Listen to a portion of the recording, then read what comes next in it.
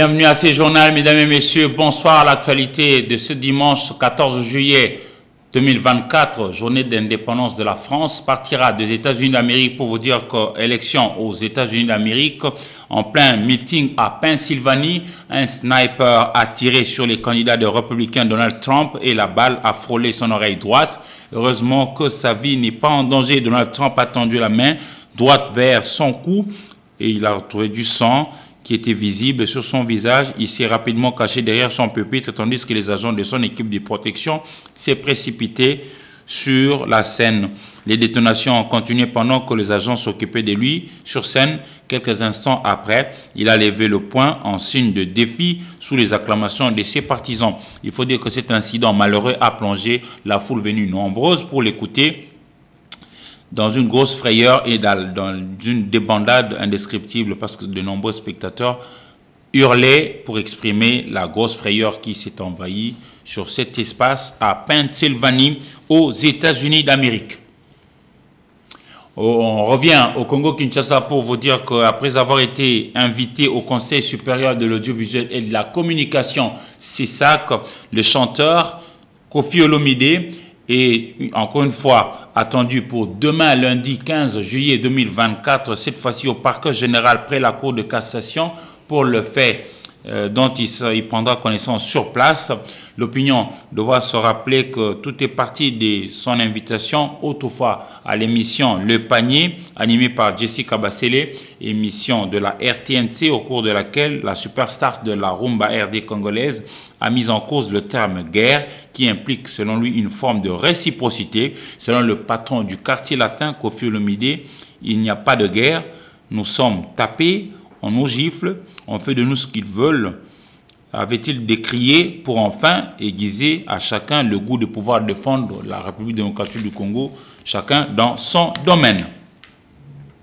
Et en mission d'itinérance dans la partie orientale de la République démocratique du Congo, le vice-premier ministre, ministre en charge de l'Intérieur, Sécurité, Décentralisation et Affaires coutumières, Jacquemain Chabani, est arrivé hier à Goma, chef-lieu de la province du Nord Kivu. Il est à la tête d'une délégation, une forte délégation composée entre autres de quelques membres du gouvernement central, mais aussi des élus du peuple, députés nationaux. Suivez ces commentaires de Mandi Kouyala et Patricia Bassois. Les vice-premiers ministres de l'Intérieur, Sécurité, Décentralisation et Affaires coutumières, Jacquemain Chabani Louko, est arrivé ce samedi 13 juillet au Nord Kivu pour une mission d'itinérance dans cette province. Il est accompagné du ministre d'État, ministre du Développement rural Moïndo Zangui, le vice-premier ministre aux Affaires coutumières Jean-Baptiste Mwami Ndenze, ainsi que quelques députés nationaux. Dès son arrivée à l'aéroport de Goma, les patrons de la sécurité nationale s'est entretenu avec les responsables de la sécurité de cette province en présence des autorités militaires de l'exécutif provincial. Après la ville de Goma, chef-lieu de la province du Nord Kivu, le VPM Chabani a pris son vol pour la ville de Butembo. Là, il a premièrement tenu une séance de travail avec le comité urbain de la sécurité. Ce, avant la réunion à huis clos avec les autorités provinciales dans la mairie de Butembo. Par ces réunions stratégiques, le vice-premier ministre, ministre de l'Intérieur, Sécurité, Décentralisation et Affaires coutumières, Jacquemain Chabani, veut s'imprégner en homme de terrain de la situation sécuritaire de plus en plus dégradante dans cette partie du pays. On reste au gouvernement pour vous dire que la ministre RD congolaise des Affaires étrangères, coopération internationale et francophonie, Thérèse Kayikwamba, a reçu hier 13 juillet 2024 dans son cabinet de travail situé ici dans la commune de Lagombe, l'ambassadeur du Royaume d'Espagne. Ils ont entre autres évoqué la question sécuritaire pour la partie orientale de la République démocratique du Congo, mais aussi les droits humains tels que ça se passe ici au Congo. Suivez avec Mandi Kouyala encore une fois. Au cours de cette rencontre, la problématique de l'intégrité territoriale de la RDC et celle de la pacification de l'Est ont été abordées lors des échanges entre le ministre d'État, ministre des Affaires étrangères, de la coopération internationale et francophonie, Thérèse Kaikwamba-Wagner et Carmel Diez-Orejaz, ambassadeur extraordinaire et plénipotentiaire du Royaume d'Espagne, ce samedi 13 juillet 2024. La monarchie espagnole a réaffirmé sa disposition d'apporter l'appui nécessaire à la résolution de la crise dans l'Est, vieille de 3 décennies, avec plus de 15 millions de morts. On a parlé de la nécessité de la stabilisation, de la pacification de l'Est du pays, et l'Espagne a réitéré son appui aux autorités congolaises et à l'intégrité territoriale de la RDC. L'Espagne ne se focalise pas uniquement sur l'agression rwandaise. Son soutien s'étendra également sur les questions des droits de l'homme, les droits des femmes et bien d'autres aspects additionnels. À cela a laissé entendre les diplomates espagnols à Thérèse Kaikwamba-Wagner au cours de cette entrevue. On a aussi beaucoup de dossiers qu'on partage au niveau international. On a parlé des droits de l'homme, on a parlé des droits des femmes, on a exploré des possibles voies pour les renforcer ces relations qui datent de l'indépendance de la RDC.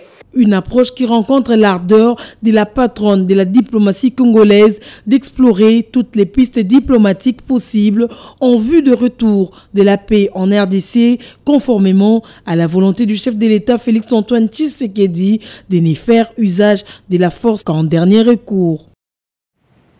Nécessité de construire des infrastructures énergétiques entre la République démocratique du Congo et la République centrafricaine. Il a été question d'évoquer cette actualité avec le ministre RD congolais de ressources hydrauliques Teddy Luamba et son homologue centrafricain Arthur Bertrand Piri, suivi en image avec Mandi Kouyala. La coopération énergétique entre la République démocratique du Congo et la République centrafricaine prend de l'ampleur.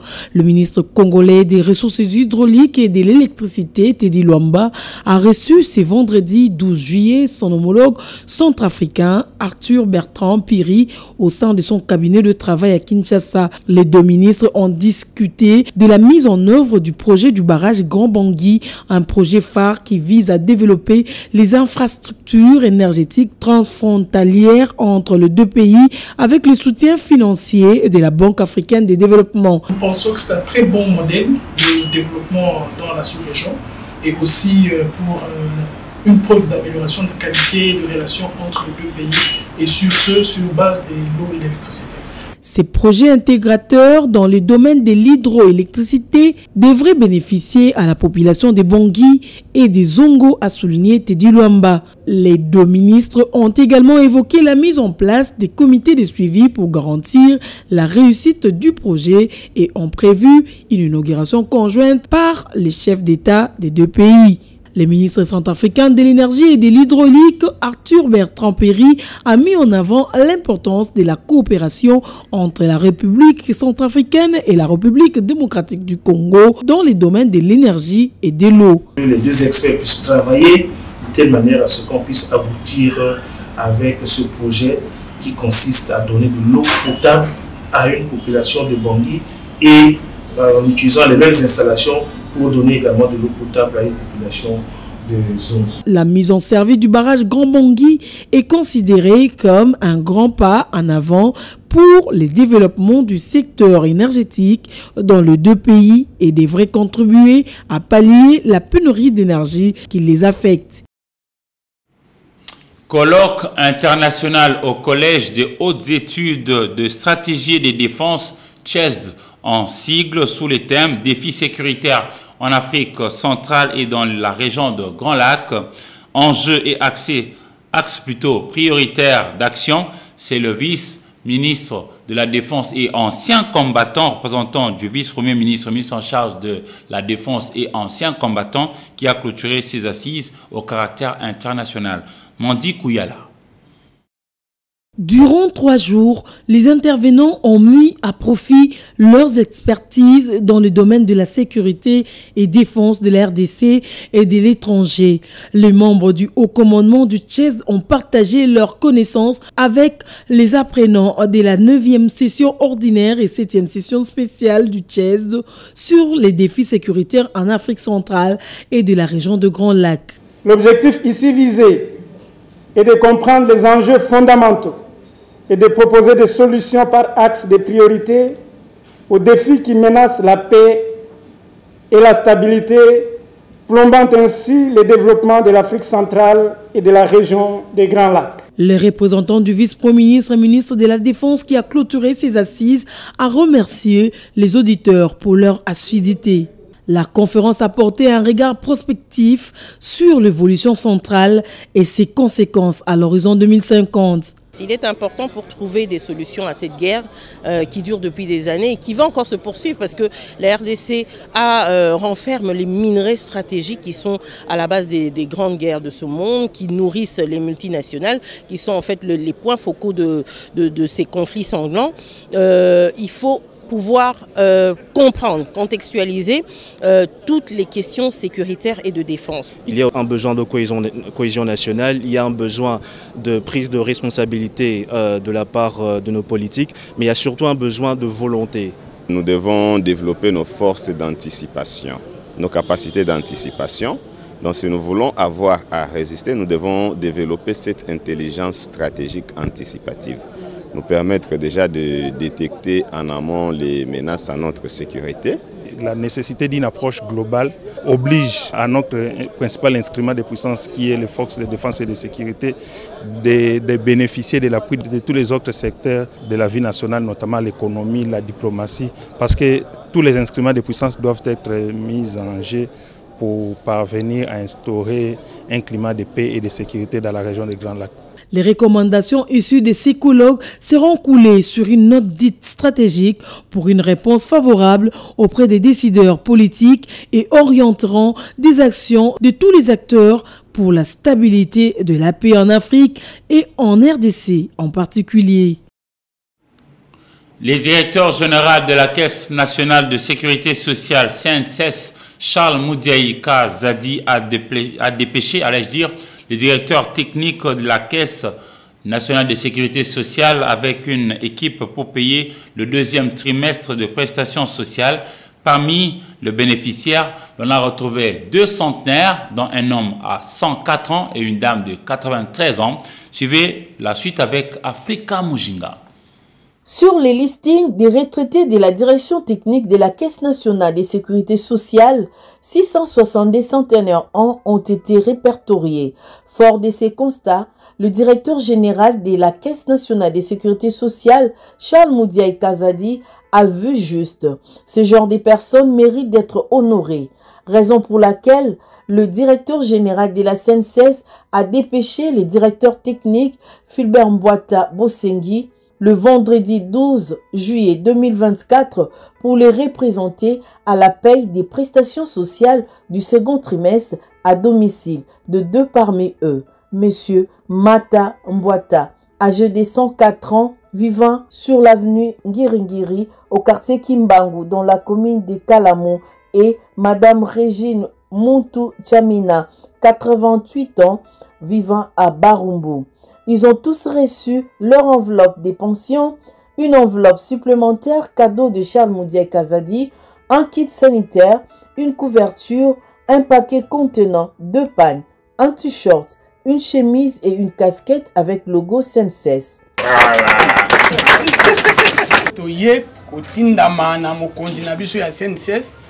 Le directeur général, M. Charles Moudiaï Kazadi. Nous sommes envoyés par le directeur général de la CNSS, Charles Moudiaï Kazadi, pour te rendre des hommages et t'honorer.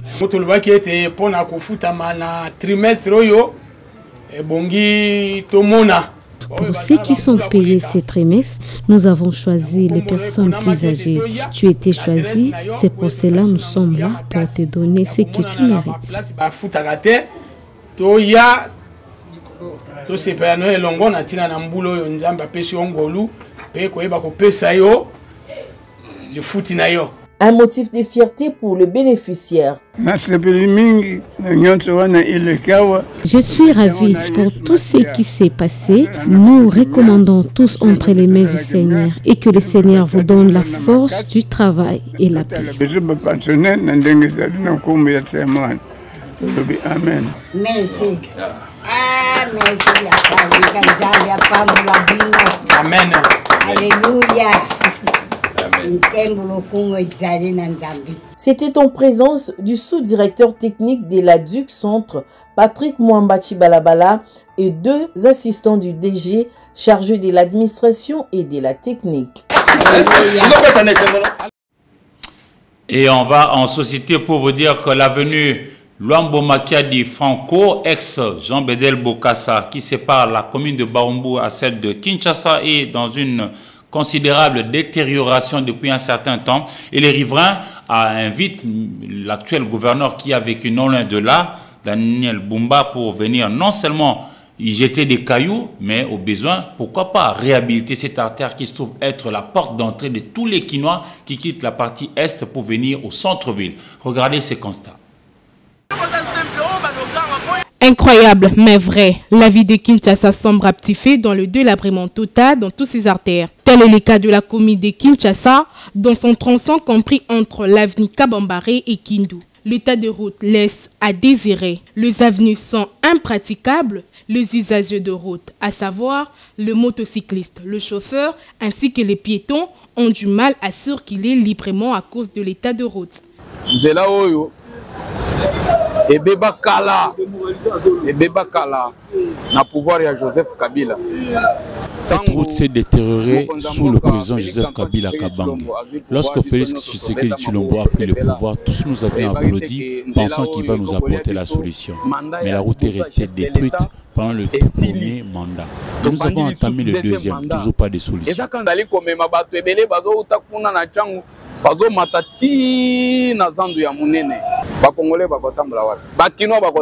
De l'autre côté, les chauffeurs taxi bis, communément appelés D107, ont également fait appel aux autorités compétentes du pays pour cette route qui est dans cet état il y a cela plusieurs années. Cette route permet à tous ceux qui viennent de la partie est de Kinshasa de venir vers le centre-ville. Ça nous détruit nos véhicules et même on se pose des questions. Pourquoi est-ce que nous devons tous payer la vignette, les autres taxes, mais on ne voit toujours pas où va l'argent qu'on paie.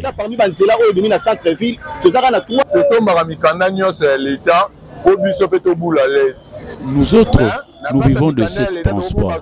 Mais au lieu de payer seulement la vignette et les autres taxes, nous commençons à dehors de ça, à payer encore de pièces de rechange parce que c'est la route qui est la cause de la destruction de nos véhicules. Rappelons par ailleurs que cette route est la voie principale qui mène les habitants de la Tchangou, Lemba et autres vers les grands marchés de Kinshasa. Et avec la voirie urbaine qui se dégrade ici et là, les transports en commun deviennent davantage un casse-tête pour la population. Suivez les différents témoignages de ces Kinoises et Kinois. Suivez. Il a toujours été difficile, mais il devient ces jours-ci intenable. Les transports, comme si l'on avait enlevé le préfixe « tran » pour ne garder que le mot « sport ». Ce Congolais affirme dépenser plus d'argent qu'avant pour atteindre son lieu de travail en ville. Je vis un chauffeur qui fixe un prix de lui-même et qui avait des clients qui allaient monter au bord, mais lui-même ne voulait pas.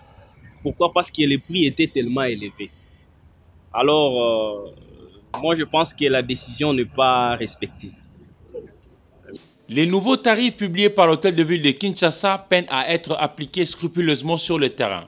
Chacun des taximens fait sa loi selon ses humeurs. Les taximens, le privé là, ils ont déjà augmenté. C'est-à-dire, même si le gouvernement fixe, c'est un coup d'épée dans l'eau. Dans l'eau. Parce qu'ils ne vont pas respecter. Un autre Kinois, au passage, estime que le tarif ne sera appliqué que sous 2 conditions. Que l'État réhabilite la sanction et puis que l'autorité multiplie le moyen de transport en commun. La meilleure solution, augmenter le nombre de bus de l'État sur des lignes. Eux-mêmes, ils vont quitter la grande chaussée. Par exemple, qu'est-ce qui empêche d'exploiter le fleuve Congo? Car on peut quitter Maluku et se rendre à Gombe par bateau et vice-versa. Autant la capitale RD congolaise Kinshasa réclame la voie ferrée pour le train urbain. Et on dit qu'un vent nouveau souffle au niveau de la direction générale de recettes de Kinshasa. Et depuis son arrivée, juste 5 mois, M. Miché Moussaka aurait donné 85% des solutions à tout le problème qu'il y avait dans cette régie de la capitale congolaise. Suivez ces constats.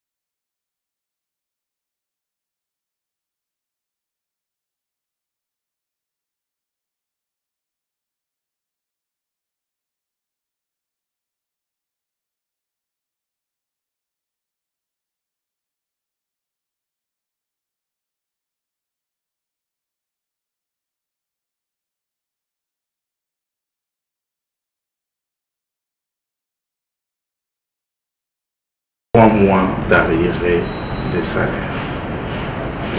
D'abord, pour y arriver, je voudrais insister là-dessus. Il n'y a pas 3 mois d'arriérés des salaires à la direction générale des recettes de Kinshasa. Il n'existe pas 3 mois d'arriérés des salaires. Mais pour la petite histoire, je voudrais vous informer officiellement et que nul ne peut contredire que j'ai été élevé à la tête de la direction générale des recettes de Kinshasa. C'était au mois de novembre de l'année 2023. Et au mois de novembre de l'année 2023, le temps de nous installer et tout ce qui reste. Aujourd'hui, c'est 7 mois à la tête de la direction générale des recettes de Kinshasa. Et 7 mois à la tête de la direction générale des recettes de Kinshasa, ensemble avec mon équipe de travail, nous avons travaillé d'arrache-pied, nous avons payé 10 enveloppes salariales. À ce jour, je me pose la question, si j'ai fait 7 mois et j'ai payé 10 enveloppes salariales, pourquoi arriverai-je à bloquer les salaires des agents aussi longtemps que j'ai payé au-delà même de la période où j'ai exercé mes fonctions? Ainsi, Michel